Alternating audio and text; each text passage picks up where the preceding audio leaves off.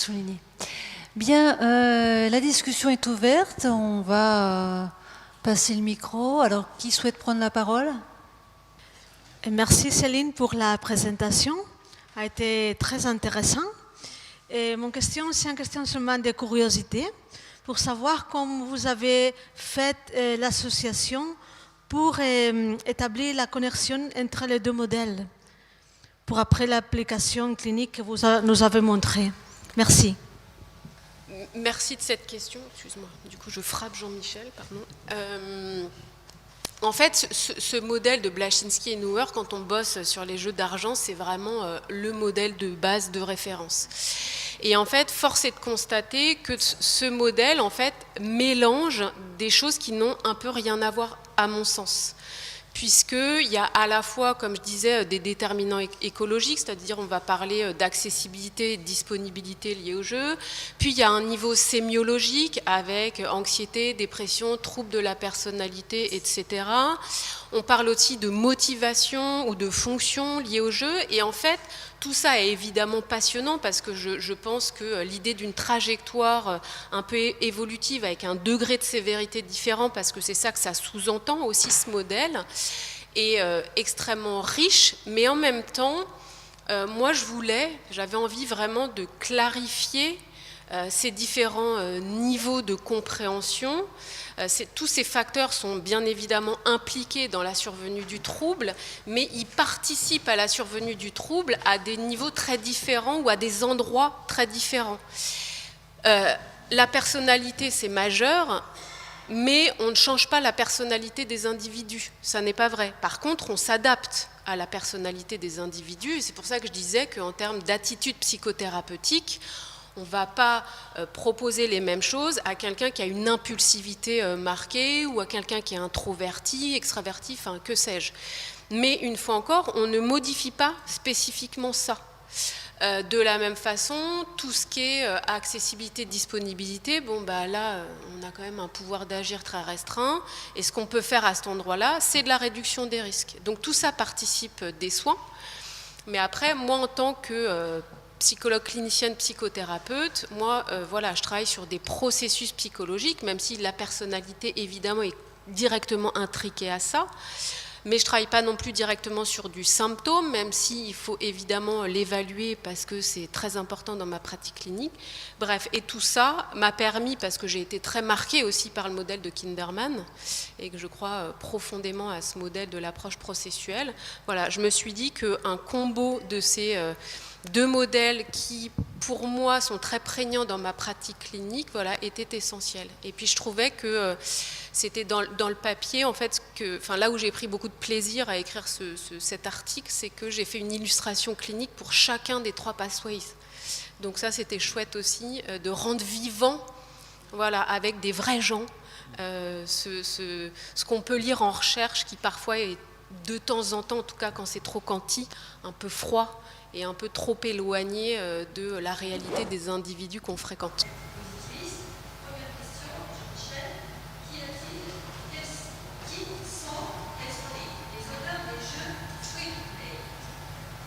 Les auteurs. Ah.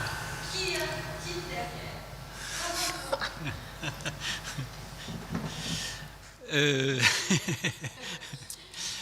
Bah, il y a toute une industrie sur le free-to-play. En fait, c'est parti au départ des jeux vidéo, donc un modèle économique qui était très différent. C'était avant, évidemment, l'expansion des réseaux sociaux, des supports mobiles, etc. Donc des jeux qui, on est passé du jeu de plateau au jeu vidéo, mais des jeux qui étaient sur presque des supports fixes, c'est-à-dire des consoles, une télévision, etc., etc. Et après, ça s'est transformé effectivement, et le modèle économique était tout autre, puisque c'était vous payiez pour un jeu comme pour un jeu de plateau, hein.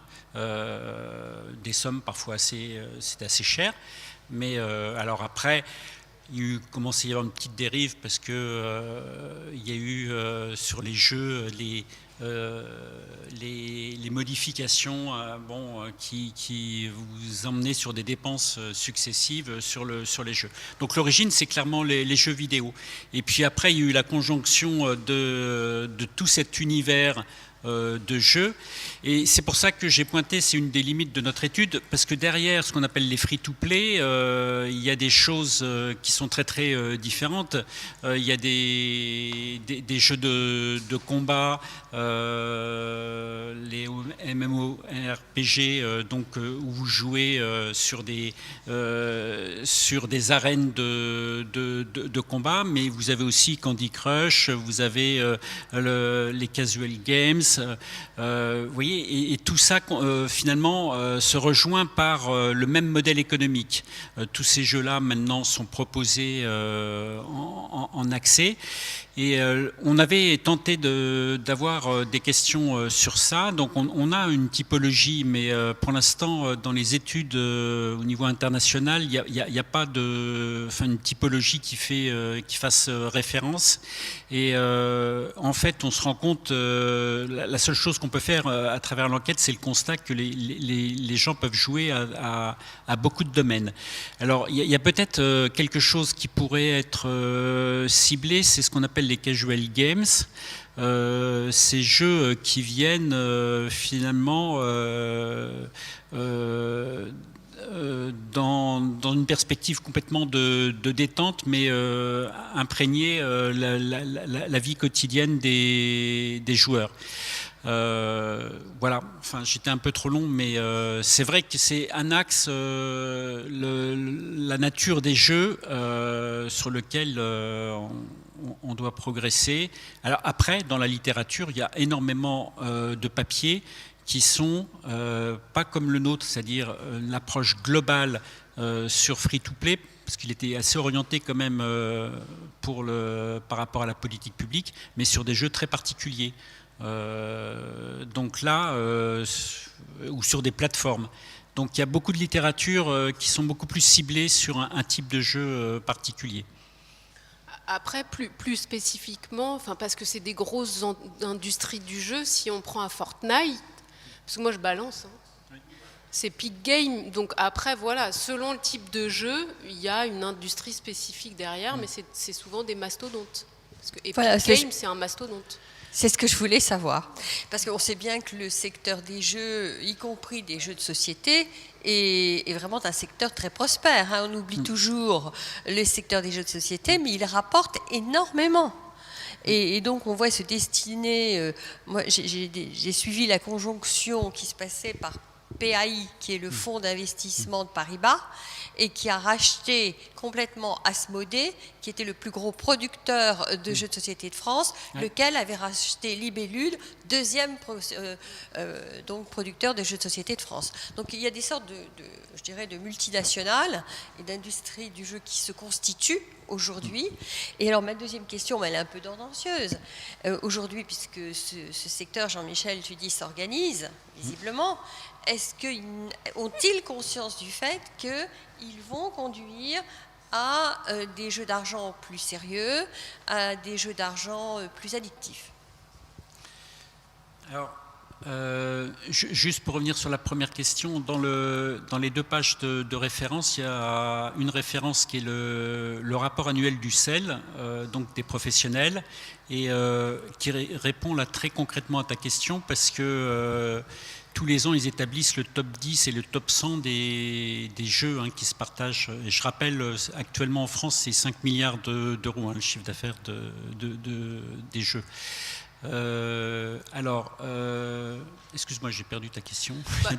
Ils savent un peu, parce qu'on les a un peu épinglés sur les histoires de microtransactions, les packs ou les lootbox. Et en fait, ils jouent un peu sur une espèce de flou où ils disent, non, c'est pas du jeu d'argent et de hasard, puisque c'est pas de la monnaie sonnante et trébuchante. Et en fait, leur argument, il est à cet endroit-là. Et c'est comme ça qu'ils se protègent en disant... Oui, il y a de la dépense, mais elle reste dans le jeu, ça reste du virtuel, les gains c'est pareil, et ça ne se traduit pas en dollars, en euros, en ce que vous voulez, donc ce n'est pas du jeu d'argent et de hasard. Ils le savent, mais de la même façon qu'ils emploient je ne vais pas donner de nom, mais des psychologues aussi qui connaissent très bien les ressorts. Enfin voilà, tout le monde normalement a entendu parler de Célia Oden, qui voilà, est une psychologue cognitiviste, très au fait notamment du système de récompense, de comment tout ça fonctionne, et donc de toutes les mécaniques qu'il faut insuffler dans le jeu pour maintenir l'attention du joueur, etc. Bon.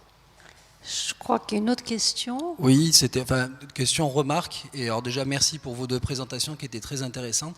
Sur le free-to-play, juste pour revenir à ce qui a été dit juste avant, c'est pas forcément les gros éditeurs qui vont faire du free-to-play, notamment sur les plateformes qui sont en ligne, enfin sur les jeux portables. Hein, c'est plutôt des tout petits studios qui vont multiplier des jeux à l'infini avec cette envie du free-to-play où justement en multipliant les jeux ils vont pouvoir accumuler de l'argent, et c'est souvent d'ailleurs des jeux qui sont pas très de bon niveau, hein, qui sont assez critiqués par les joueurs très vite, mais où ils savent très bien, et là je rejoins ce qui est dit sur l'utilisation des psychologues, où on va utiliser des mécanismes qui vont tout de suite attirer les joueurs qui ont des conduites pathologiques, qui vont tomber dans l'achat compulsif très rapidement, et là c'est plutôt une idée de recherche qui peut être intéressante pour vous, c'est que sur les portails que ce soit le Google, enfin le Play Store ou celui d'Apple, il y a des commentaires qui sont faits par les joueurs sur les jeux, et il y en a des pléthores, et je pense qu'il y a une analyse de verbatim qui serait très intéressante à faire, parce qu'il y a justement énormément de commentaires là-dessus.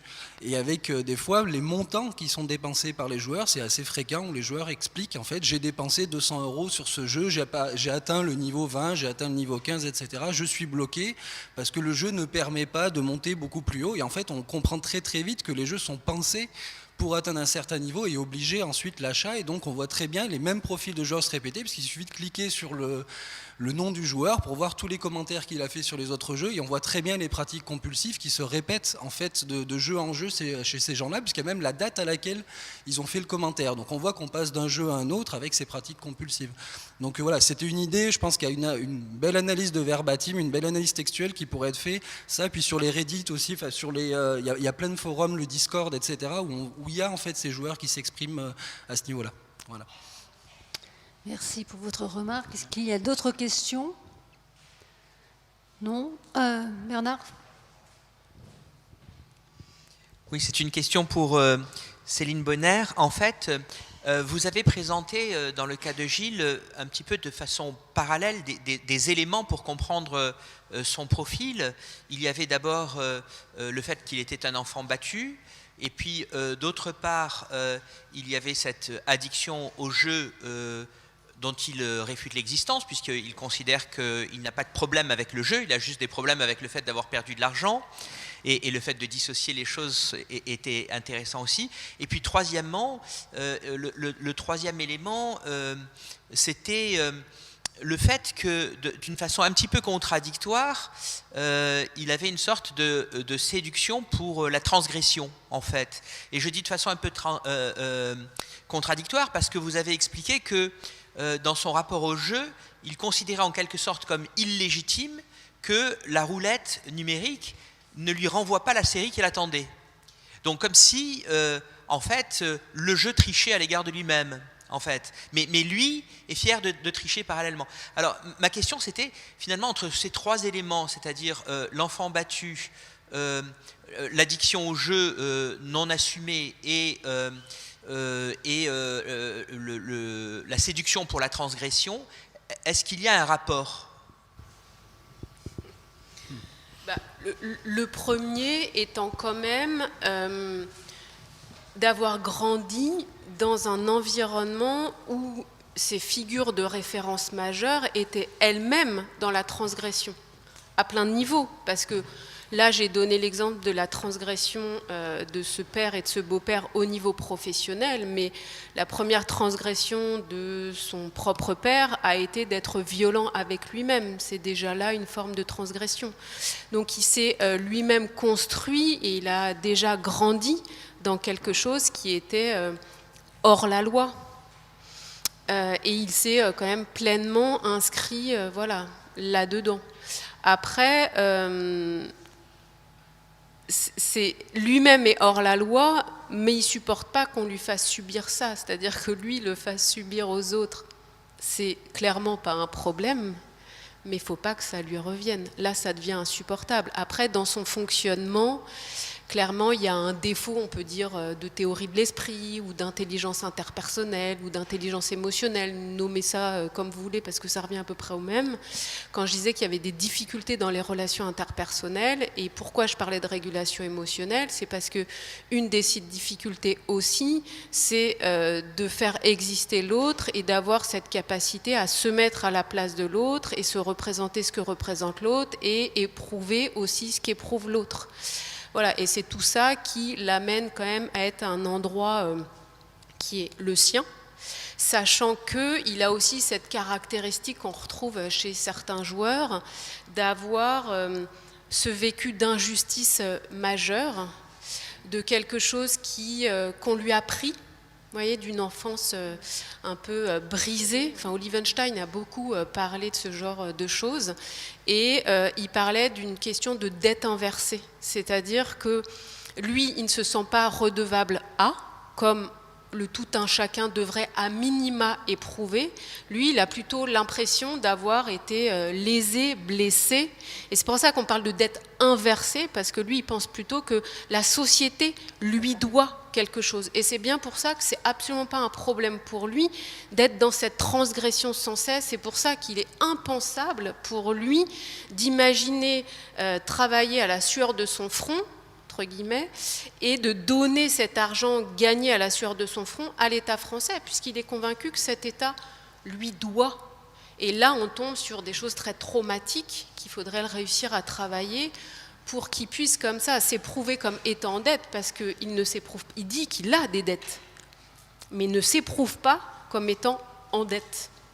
Et donc ça va être, enfin, c'était tout un enjeu aussi du travail psychothérapeutique, mais qui est extrêmement compliqué quand on a des profils comme celui de Gilles. C'était déjà un peu miraculeux qu'il soit venu en soins, c'était encore plus miraculeux qu'il reste presque 1 an et demi en soins. Et on a déjà bossé plein de trucs, mais je sais que le chemin resterait très très très très long avec Gilles.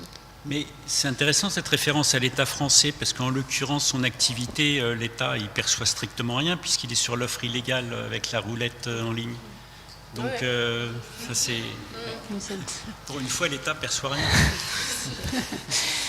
Bien, il me revient donc de clôturer cette matinée très riche avec l'intitulé de départ, c'était troubles de l'activité ludique et leur prise en charge. Et la prise en charge, donc on arrive bien à la prise en charge avec la dernière intervention de Céline Bonner. Donc, je vais remercier très chaleureusement les 4 orateurs. On a appris beaucoup de choses, me semble-t-il, et je pense que vous allez partager mon avis, en termes d'indicateurs, d'informations et voire de prédicteurs, d'un point de vue sociodémographique. Des informations aussi précises sur des analyses et des données beaucoup plus liées à l'individu, au contexte de jeu et au contexte familial. Donc toutes ces études nous ont quand même permis d'apporter un bon nombre de connaissances nouvelles, parce que je pense que nous sommes nombreux aussi à avoir découvert des résultats que nous ne connaissions pas forcément, dans des échantillons français extrêmement importants, conséquents. La place aussi de la mise de l'argent, qui est aussi important, parce que finalement on en parle assez peu, on ne sait pas trop, et là l'étude que nous a présentée Jean-Michel Cos nous montre bien que la place aussi de l'investissement est aussi un marqueur très très fort. Et donc l'ensemble de ces données ce matin, me semble-t-il, ouvre à plusieurs perspectives de prévention, c'était dit à plusieurs reprises, des perspectives aussi théorico-cliniques, comme ça vient d'être démontré, et des perspectives donc de prise en charge, ça va de soi. Et je pense que le débat pourrait continuer, mais ce n'est pas le lieu là, ici, aujourd'hui, dans cet amphithéâtre, avec des interrogations, des discussions, des échanges en termes plus politiques, économiques, qui engageraient des positionnements à des niveaux un peu différents, mais néanmoins, me semble-t-il, nécessaire si on veut avancer ensemble dans une pratique de jeu qui soit la moins destructrice possible pour un certain nombre de personnes vivant sur ce territoire français. Sur ce, je vous souhaite un bon appétit, et puis on se retrouve à 14h30 précisément, Boris.